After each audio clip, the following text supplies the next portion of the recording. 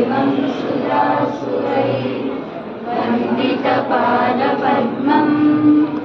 लोके जरारुग्भयमृत्युनाशम् दातारमीशं विविधौषधीनां धन्वन्तरिं प्रमाणार्थं सर्वरोगनिवारकम्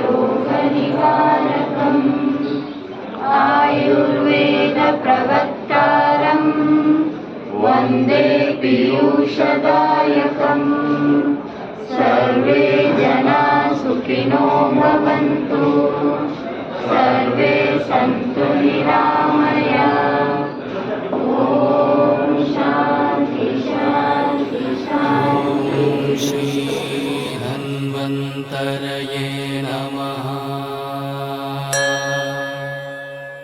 ॐ श्री धन्वन्तरये नमः। ॐ श्री धन्वन्तरये नमः। ॐ श्री धन्वन्तरये नमः।